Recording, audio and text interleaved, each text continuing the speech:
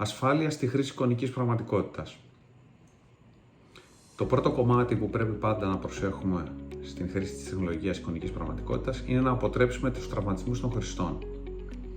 Από τη στιγμή που οι χρήστες δεν έχουν οπτική επαφή με το φυσικό τους περιβάλλον, το λογισμικό πρέπει να τους προειδοποιεί για τα εμπόδια που υπάρχουν γύρω τους. Οι χρήστες πρέπει πρώτα να καθαρίσουν την περιοχή πριν φορέσουν το headset και μετά την καθάριση της περιοχής, οι χρήστες θα καθορίσουν τα όρια της περιοχής αυτής μέσα στο λογισμικό της εκάστοτε συσκευής VR. Το μεγαλύτερο πρόβλημα αυτή τη στιγμή που δεν έχει ακόμα καταπολεμηθεί με την χρήση εικονικής πραγματικότητας είναι το λεγόμενο cyber sickness. Είναι ουσιαστικά αισθητηριακή σύγκρουση. Το πιο κοινό αποτέλεσμα όταν γίνεται χρήση VR είναι αυτό. Τα αποτελέσματα στο χρήστη είναι μια μορφή ναυτίας, ειδικά όταν βγάλει το headset. Περιλαμβάνει απώλεια της χωρικής επίγνωσης, αποπροσανατολισμό και ζάλι. Οι ισχύς των αποτελεσμάτων εξαρτούνται βέβαια από τον τύπο της εμπειρίας εικονικής πραγματικότητας και διαφέρει από άτομο σε άτομο. Η κύρια θεωρία για το cyber sickness είναι η αισθητηριακή σύγκρουση. Ο εγκέφαλος του χρήστη λαμβάνει κίνηση ως οπτική είσοδο από τα μάτια του, αλλά δεν λαμβάνει την αντίστοιχη είσοδο από την αίσθηση κίνησης. Οι παράγοντες που επηρεάζουν το cyber sickness είναι η υψηλή επιτάχυνση, ο αυξημένος ρεαλισμός και οι απότομες κινήσεις.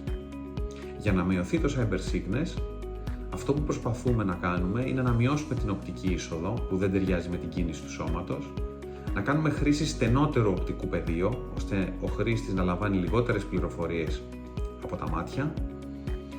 Αποφεύγουμε παρατεταμένες περιόδους χρήσης της συσκευής και μετά το τέλος της χρήσης προσπαθούμε να κάνουμε τον χρήστη να εστιάσει σε στατικά αντικείμενα για να μπορέσει να καταπολεμήσει τα συμπτώματα. Λόγω τώρα της καθηλωτικής εμπειρίας της εικονικής πραγματικότητας, είναι πολύ εύκολο ο χρήστης να χαθεί μέσα σε αυτήν και να μην καταλάβει πόσο γρήγορα περνάει ο χρόνος. Οι κατασκευαστές των συσκευών εικονικής πραγματικότητας συνιστούν συνήθως ένα διάλειμμα 15 λεπτών κάθε 30 με 60 λεπτά χρήσης. Όταν οι χρήστες κάνουν διάλειμμα, όπως είπαμε και πριν, συνιστάται να εστιάζουν σε στατικά αντικείμενα. Συνιστώνται επίσης διαλύματα για την αποφυγή τραυματισμών στο σώμα. Οι χρήστες πρέπει να μετακινούνται και να τεντώνονται κατά τη διάρκεια των διαλυμάτων τους και να μην κάνουν επαναλαμβανόμενες κινήσεις. Το κομμάτι της υγιεινής, προφανώς κατά τη διάρκεια της πανδημίας COVID-19, είναι η κορυφαία προτεραιότητα. Τα headset σε συνδυασμό με τον υδρότα του χρήστη βοηθούν στον πολλαπλασιασμό των βακτηρίων και των ιών. Δερμάτικες ασθένειες προφανώς μπορούν επίσης να μεταδοθούν, αλλά το κύριο πρόβλημα των headsets είναι η επένδυση από αφρό που είδαμε και προηγουμένως στο εσωτερικό των συσκευών. Είναι δύσκολο να καθαριστεί και είναι εξαιρετικά απορροφητικό. Για να ελαχιστοποιήσουμε τη μεταφορά των βακτηριδίων και των ιών, το πρώτο πράγμα που προτείνουμε στους χρήστες είναι πλύσιμο και των προσώπων και των χεριών πριν και μετά τη χρήση συσκευής.